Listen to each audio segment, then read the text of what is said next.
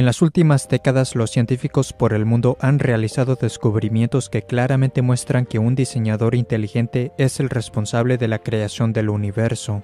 Muchos creen que todo el universo comenzó a existir de la nada por casualidad, pero si se piensa en ello, la nada no pudo traer a la existencia al universo porque la nada nada produce. Todo lo que empieza a existir debe tener una causa. Sin embargo, muchos creen que no sería tan difícil conseguir un sistema solar como el nuestro, con un planeta apto para la vida, como la Tierra. No obstante, muchos científicos disienten, y ellos han introducido evidencia abrumadora para fundamentar su posición. Por ejemplo, hay muchas fuerzas en el universo que están precisamente balanceadas para hacer cosas como mantener unida la materia. Sin estas fuerzas, las galaxias, los planetas y las estrellas nunca se hubieran formado. Se han observado que muchas estrellas se agrandan y se contraen de manera significativa. En un año, un resplandor puede ser muy fuerte y luego muy tenue. Sin embargo, afortunadamente nuestro Sol tiene una increíble estabilidad. Él no se agranda ni se contrae de manera significativa como lo hacen muchas otras estrellas. Si nuestro Sol lo hiciere, la vida en la Tierra sería catastrófica. Algunas estrellas de hecho sí explotan violentamente en una supernova. Los escombros de estas explosiones se llaman restos de supernova. Según muchos evolucionistas, estos escombros deberían ser visibles con telescopios por millones de años. Según la investigación científica, las galaxias similares a la nuestra experimentan una supernova en promedio cada 26 años. Por lo tanto, si supiéramos aproximadamente cuán frecuentes ocurren en las galaxias similares a la nuestra, el total de los restos de supernova que tenemos en nuestra galaxia debería darnos una idea de cuántos años tiene nuestra galaxia. En la búsqueda por los restos de supernova en nuestra galaxia de la Vía Láctea, los astrónomos han descubierto un total de solo aproximadamente 250. Entonces, si una supernova ocurre aproximadamente cada 26 años, como lo hemos visto de esas otras galaxias, un total de 250 restos de supernova nos indicaría una edad cercana a 6.500 años para nuestra galaxia. Eso es casi semejante a la indicación de la Biblia sobre cuánto tiempo ha existido nuestro mundo. Un número tan pequeño de restos de supernova señala una galaxia muy joven, definitivamente no millones o 1.000 millones de años, sino miles de años. Para decirlo de otra manera, si los evolucionistas tuviesen razón sobre la edad de la Tierra, entonces veríamos miles y miles de restos de supernova en nuestra galaxia, y no aproximadamente 250. Para que podamos existir en la Tierra, nuestro Sol debía ser una estrella con la masa exacta y temperatura correcta, ni muy caliente ni muy fría. Nuestro Sol genera una cantidad perfecta de energía para la vida en la Tierra. El Sol libera más energía en un segundo que lo que la humanidad haya producido en toda su historia. Si pudiéramos sentir una baja de la energía del Sol por tan solo un pequeño porcentaje, todos los océanos se congelarían. La Tierra está a la distancia correcta del Sol. Si la Tierra estuviera un poco más cerca al Sol o un poco más alejada, o sería demasiado caliente o demasiado fría para que la vida exista. Además, el tamaño de la Tierra es correcto, ni muy grande ni muy pequeña. También afortunadamente tenemos la Luna de un tamaño correcto, la principal responsable para regular las mareas de la Tierra.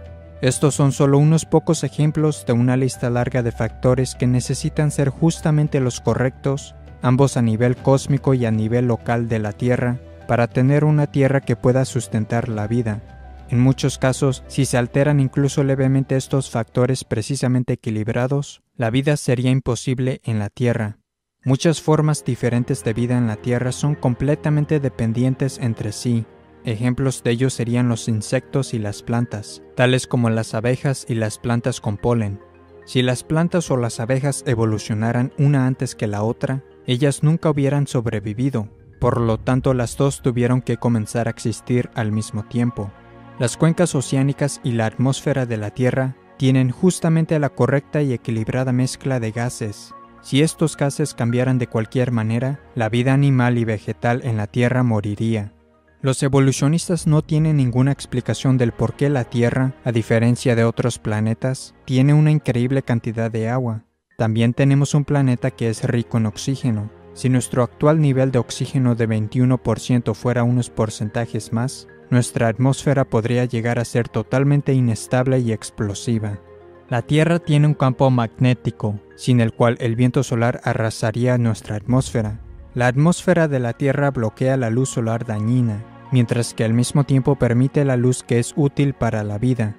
Las plantas requieren de grandes cantidades de luz solar para existir, y la luz del sol es de lejos la fuente más rica para que un ser humano consiga la vitamina D.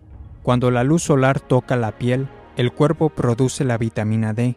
Una falta de vitamina D ha estado directamente relacionada con muchos problemas de salud.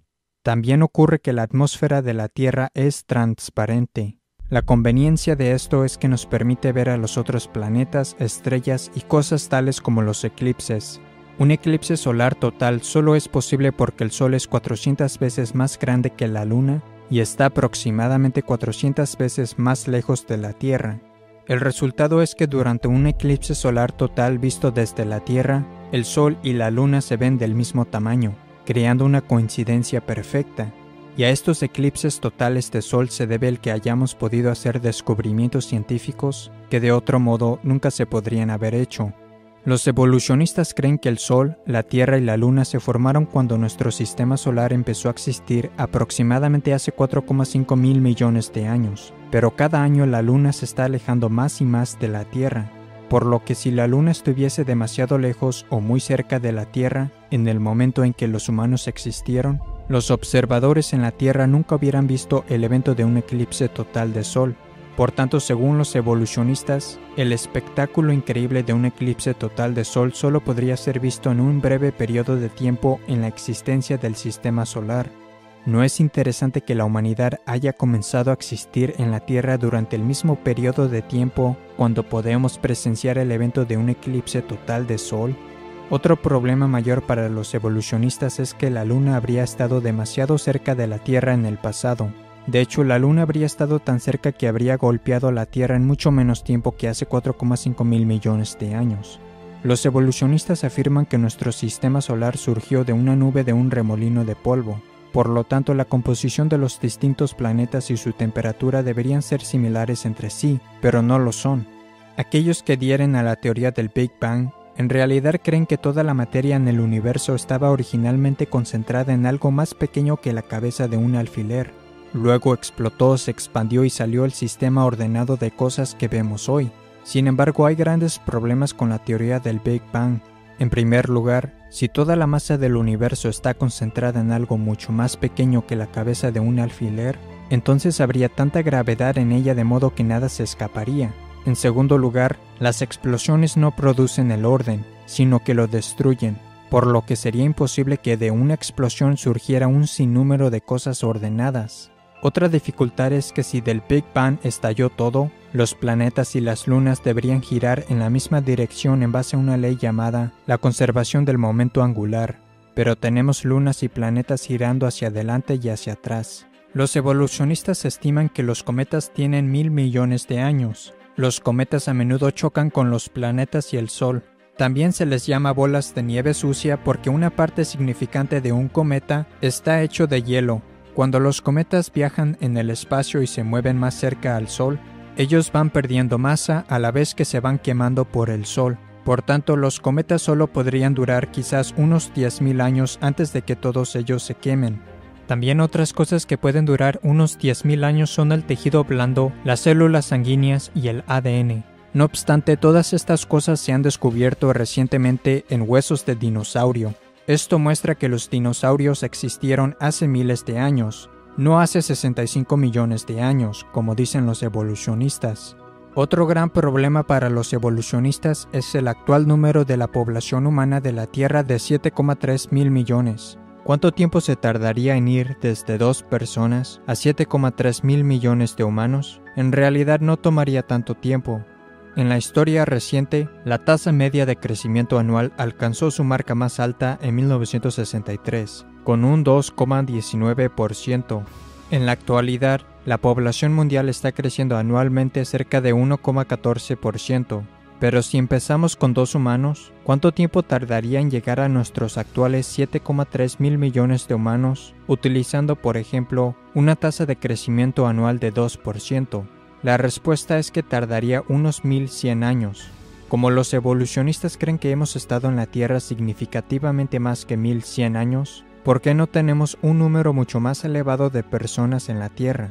Además, ¿dónde están todos los huesos o tumbas, considerando que casi todos los pueblos a lo largo de la historia han enterrado a los muertos?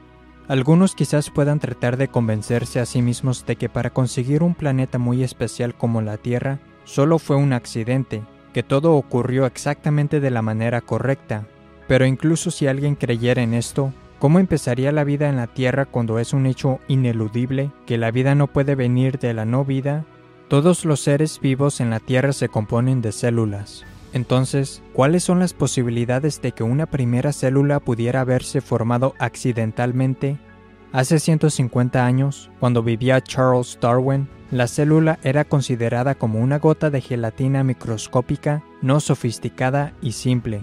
Sin embargo, como resultado de recientes descubrimientos, ahora sabemos cuán increíblemente complejas son estas extraordinarias pequeñas células. El cuerpo humano de un adulto contiene 100 billones de células de varios tamaños. 10.000 células humanas de tamaño medio pueden caber en la cabeza de un alfiler, y cada célula individual contiene información equivalente a unos 4.000 libros. La información de todas las células de un adulto en forma de libro llenaría por completo el Gran Cañón más de 75 veces. La célula es similar a una supercomputadora, pero microscópica en su tamaño. La célula también podría ser vista como una ciudad en miniatura, con una elaborada red de rutas conectadas, con numerosos camiones de proteínas moleculares que realizan las diferentes tareas para la función de la célula. Por ejemplo, en la célula hay pequeños camiones moleculares que viajan a través de microscópicas estructuras como de carretera que transportan materiales alrededor de la célula. Un ejemplo de una máquina molecular en la célula es el motor flagelar que alguna bacteria utiliza para nadar. Es un motor rotario molecular que tiene una cola parecida a un látigo y puede operar a velocidades de hasta 100.000 revoluciones por minuto. Esta es una imagen del motor flagelar aumentada más de 50.000 veces. Es 1 entre 100.000 de largo de 1 pulgada. 8 millones de estos motorcitos cabrían dentro de la sección transversal de un cabello humano. Se pueden ver los detalles de su construcción. Está compuesto de 30 partes de proteínas diferentes. Parece que fue diseñado por un ingeniero. El motor flagelar es muy parecido a un motor eléctrico. Girando hacia adelante y hacia atrás, el motor flagelar conduce a una bacteria a través de un medio líquido extremadamente viscoso. Como resultado del motor flagelar, se estima que la velocidad superior de natación de una bacteria sería al equivalente de una velocidad de 60 millas o 97 kilómetros por hora de un nadador humano. Si eso no le suena impresionante, considere que la velocidad del nadador más rápido jamás registrada fue de alrededor de 5,5 millas o 8,9 kilómetros por hora. Por lo tanto, la bacteria que utiliza el motor flagelar se puede mover alrededor de 11 veces más rápido que el más rápido nadador humano que se ha conocido. Todas las 30 partes distintas del motor flagelar son esenciales, de modo que si se quita una de ellas dejaría de operar en absoluto y la bacteria morirá. El motor flagelar es parecido a una trampa de ratón. Para que funcione dicha trampa se necesitan todas las partes diferentes, y si quita una de ellas, la trampa no servirá para nada. El proceso para construir el motor flagelar requiere que todas las 30 partes diferentes que interactúan sean ensambladas correctamente y colocadas en lugares adecuados en el momento apropiado. El proceso de construcción también requiere de instrucciones, traslado y retroalimentación dentro de la célula, desde el comienzo y hasta el final de su proceso. Si nada de esto ocurre, estas asombrosas maquinitas o sus diversas partes individuales no se construirían ni se ensamblarían correctamente. Pero ¿cómo es que estas numerosas máquinas microscópicas o sus partes saben a dónde ir y cómo edificar cosas correctamente en un sistema evolutivo? No lo sabrían, ello sería imposible. Estos hechos refutan y eliminan la evolución darwinista, la cual es definida como un proceso ciego, sin dirección, sin ningún plan o propósito.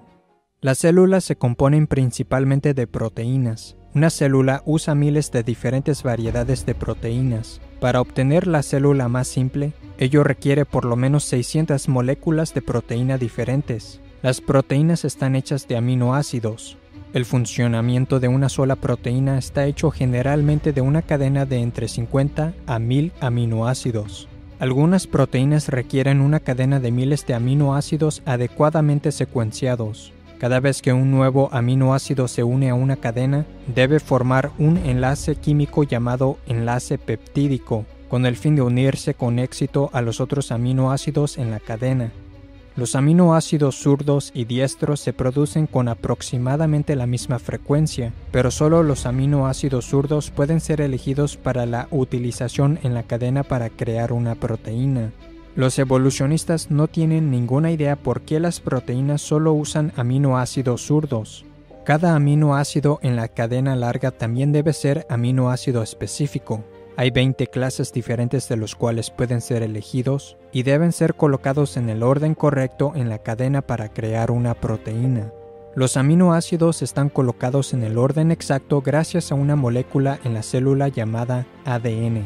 El ADN puede ser descrito como un plan maestro, un código de información o lenguaje especial que utiliza 4 letras alfabéticas químicas. Las letras químicas o el código en el ADN son el conjunto de instrucciones que requieren las máquinas celulares para ensamblar correctamente los aminoácidos en cadenas y así crear proteínas. Si el ADN no está presente desde el principio, no se podrían elegir correctamente los aminoácidos ni ser colocados en el orden adecuado. Como resultado, nunca se podría formar una proteína y la célula no sobreviviría. El ADN no puede funcionar sin tener al menos 75 proteínas preexistentes. Y sin embargo, las proteínas se producen solamente por el ADN. Como cada uno necesita del otro, ellos debieron haber sido creados por Dios exactamente al mismo tiempo. Este hecho elimina la evolución. La fibra de ADN tiene un espesor de apenas 2 millonésimas de milímetro. Y si bien el ADN no es grueso y es increíblemente pequeño, es extremadamente largo cuando es desenrollado. De hecho, si el ADN en una célula fuese desenrollado, unido y extendido, llegaría a ser más de 2 metros de largo. El ADN sería tan delgado que sus detalles no podrían ser vistos, incluso bajo un microscopio electrónico. Si todo el ADN contenido en nuestro cuerpo fuera colocado de punta a punta, ello se extendería de aquí a la Luna más de 500,000 veces. Si se tomara de cada persona que haya vivido un set de ADN y se juntara en un montón, ello pesaría menos que una aspirina. No obstante, la densidad de almacenamiento de información del ADN es muchas veces mayor que el más avanzado chip de silicio de un ordenador. Hablando del ADN, Bill Gates dijo: "El ADN es como un programa de computadora, pero mucho más avanzado que cualquier software jamás creado". Pero tener el complejo programa de instrucción del ADN no es suficiente por sí mismo. Otras cosas en la célula deben ser capaces de entender y utilizar el programa de información del ADN. En otras palabras, el supercomplejo programa del ADN en realidad es inútil a menos que se tenga también un sistema dentro de la célula que pueda entender el lenguaje del ADN. Para comprender mejor esto, imagínese que el ADN es un disco CD o DVD complejo. Si no se tiene una máquina o sistema que pueda leer, entender y utilizar la información en el disco, no tiene valor el disco. Por tanto, las otras cosas en la célula necesitan entender y ser capaces de usar el programa de información del ADN para crear cosas correctamente. Si no, la célula se muere. El ADN puede hacerse una copia idéntica de sí mismo. Dios también programó que el ADN detecte y corrija errores. Existen máquinas de proteína que hacen correcciones especiales que constantemente viajan hacia arriba y hacia abajo a través de la molécula del ADN en busca de cualquier error que necesite rectificación. Si se detectan problemas, las reparaciones se hacen inmediatamente. Todo este proceso es increíblemente complejo. La información contenida en el ADN demuestra que la vida no solo consiste de la materia y la energía, también contiene información. La información solo puede venir de una fuente inteligente que puso la información allí. Otra función del ADN es que es el programa que Dios utiliza para crear en la persona su apariencia, el color de su pelo, su altura, etc. Como fue mencionado anteriormente, cada cuerpo humano de un adulto contiene cerca de 100 billones de células, pero en su concepción, usted solo era una célula. Increíblemente, usted empezó a existir de un tamaño no mayor que la cabeza de un alfiler, y sin embargo, toda la compleja información que lo definirá físicamente y a cada órgano de su cuerpo estaba allí, contenida en esa única célula. Dentro de un mes de su concepción, sus ojos, oídos y pulmones se desarrollaron. 1.000 millones de nuevas células se formaron, y su tamaño aumentó más de 10.000 veces.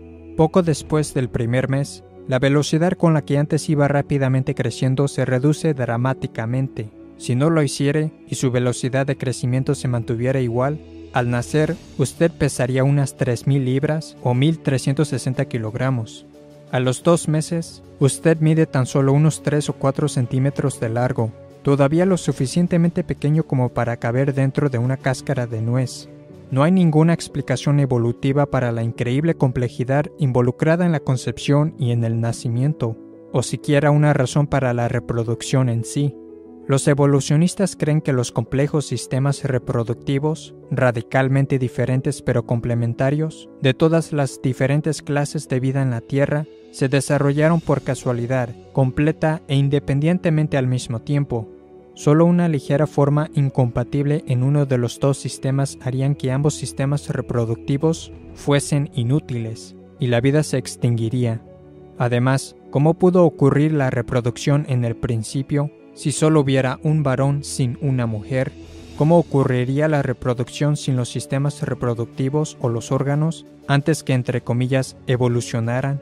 Según los evolucionistas, los humanos evolucionaron de criaturas terrestres que a su vez evolucionaron del pez. Pero, ¿cómo pudo el primer pez salir a la tierra y sobrevivir fuera del agua? ¿Cómo sobrevivieron los animales y los seres humanos sin tener órganos, extremidades y otras cosas necesarias para la vida si estas cosas estaban, entre comillas, evolucionando? También no se ha descubierto ni un fósil de transición que demuestre una clase animal evolucionando a otra clase animal. Y los así llamados fósiles de eslabones perdidos, que algunos usan para argumentar que el hombre evolucionó del simio, han resultado ser o completamente simios, completamente humanos o falsos.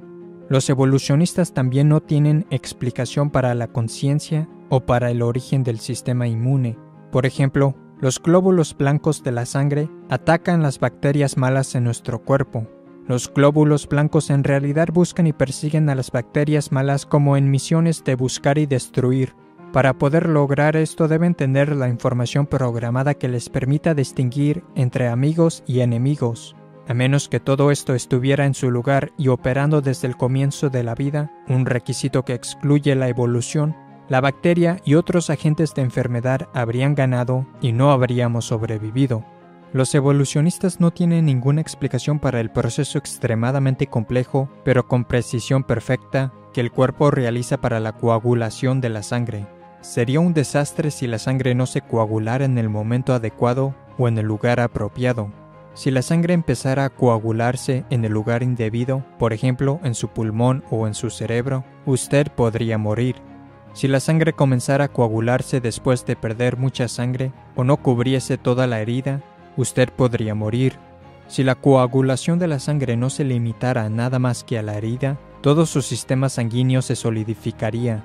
La evolución no tiene explicación para la coagulación de la sangre, porque entonces, ¿cómo sabría su cuerpo cuándo y dónde empezar el proceso de coagulación de la sangre, a menos que exista una información interna inteligente que la guíe? Y hablando de la sangre, ¿qué vino primero, la sangre o el corazón que bombea la sangre? ¿La piel evolucionó antes que la sangre? Y si fue así, ¿cómo pudo sobrevivir? La verdad es que todas estas cosas tuvieron que desarrollarse por completo y estar presentes todas juntas desde el inicio para que la humanidad pudiese sobrevivir. El cerebro humano de 3 libras o 1,5 kilogramos es la estructura más compleja y ordenada de materia en el universo. El cerebro humano de un adulto contiene más de 10 elevado a la 14 potencia, que equivale a 100.000 millones, de conexiones eléctricas. Eso es más que todas las conexiones eléctricas en todos los aparatos eléctricos del mundo. En el fondo de su ojo está la retina, mide menos de 1 pulgada cuadrada. No obstante, esa pulgada cuadrada contiene más de 137 millones de células sensibles a la luz, las cuales están conectadas al cerebro. El ojo humano puede sanarse por sí mismo y es autolimpiante. El ojo también puede enfocarse automáticamente, permitiéndole a la persona distinguir millones de colores. Si su ojo estuviera fuera de lugar por un pequeño grado, tendría una visión doble. Estos hechos son solo algunas de las pruebas que demuestran que fuimos creados por Dios. y hallamos clara evidencia del poder e inteligencia creativa de Dios, no solo en el diseño del hombre, sino también en la increíble complejidad de los animales y los insectos. Esto se cubre en detalle en la serie de videos en inglés Incredible Creatures That Defy Evolution, las increíbles criaturas que desafían la evolución. Algunos creen que la complejidad de la vida y el universo pueden ser explicados por la posibilidad de que hubiesen sido creados por una raza alienígena, pero en realidad creen que los alienígenas tienen el poder para crear la Tierra o algo del tamaño del Sol. Más de 1 millón de tierras podrían caber dentro del Sol. El Sol además es muy caliente. Entonces, ¿cómo pudieron los alienígenas armar el Sol y construirlo?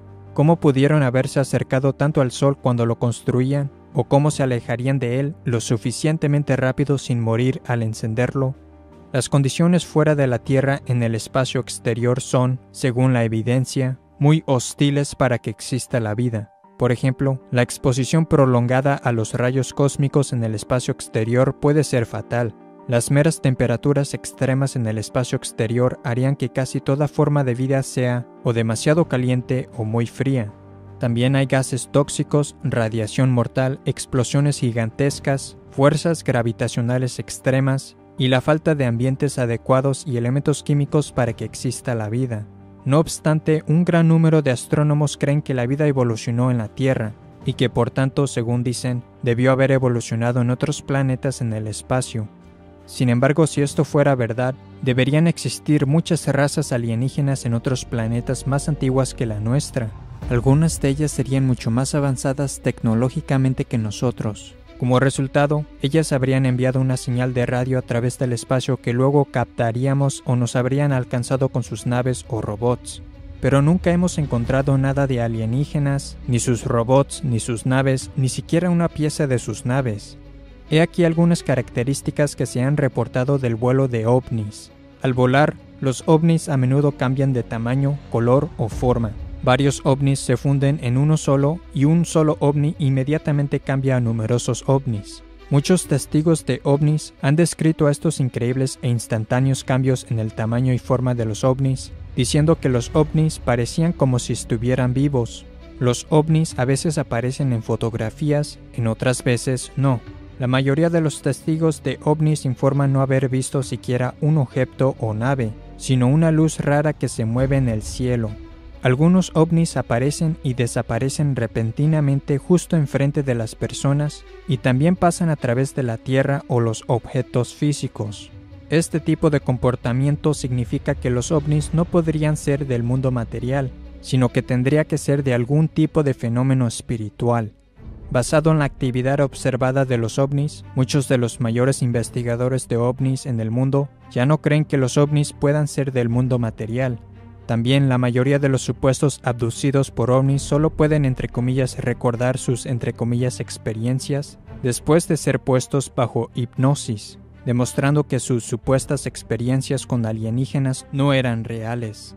Estas cosas son tratadas en más detalle en mi libro UFOs, Demonic Activity and Elaborate Hoaxes Meant to Deceive Mankind. OVNIs, actividad demoníaca y mentiras elaboradas que pretenden engañar a la humanidad. Si en verdad existieran los extraterrestres, no les tomaría mucho tiempo descubrir lo que necesitan saber sobre los terrícolas. En consecuencia, ellos ya nos controlarían, nos destruirían o se manifestarían con claridad a la humanidad. La organización SETI, acrónimo del inglés Search for Extraterrestrial Intelligence, búsqueda de inteligencia extraterrestre, ha explorado los cielos durante décadas en busca de vida inteligente, pero nunca han recogido ni una señal del espacio exterior que indique que existe una raza alienígena. Los que buscan a los extraterrestres han dicho que si recogieran tan solo una señal compleja, ello probaría que una inteligencia debió haberla producido. Pero, ¿por qué no se aplican las mismas normas y se emplea el mismo proceso de pensamiento con el ADN?